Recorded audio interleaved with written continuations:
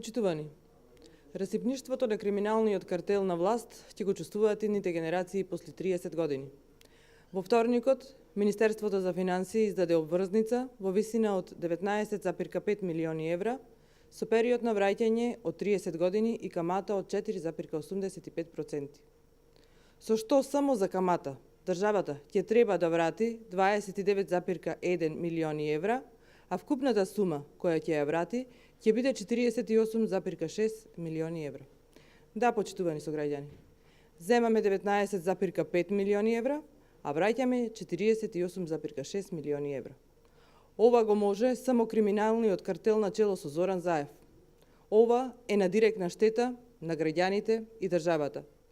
29,1 милион евра, наместо во изградба на нови училишта, градинки, болници, канализациони мрежи и други инфраструктурни објекти, државата ќе ги плаќа за камати. Инвестиции нема. Нивото на реализација на капиталните инвестиции во првите 3 месеци од 2018 година е 7,4%. Ако немаме инвестиции и вложувања, каде се трошат милионите за кои не задолжи оваа криминогена власт?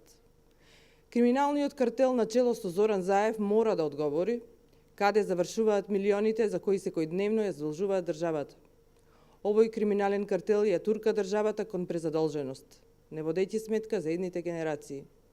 Не само што се задолжуваат без основа и непотребно, туку и ја кријат висината околу големината на државниот и јавниот долг. Овој криминален картел се обиде да сокрие дека државниот долг поради нивното недомаќинско работење надминал 4 милиарди евра, додека јавниот долг рапидно се приближува кон 5 милиарди евра. СДСМ додека беше опозиција, ветуваше транспарентност при задолжувањето, а сега од позиција на власт не само што не кажува зашто секојдневно се задолжува, туку и ја крие висината на долгот од граѓаните, од чии пари истиот треба да се враќа. Овој криминален картел не смее да продолжи да ја унисува државата. Државата и граѓаните не треба да го плаќаат расипништвото и неодговорноста на Зоран Заев. Граѓаните на Република Македонија заслужуваат подобро. Ви благодарам.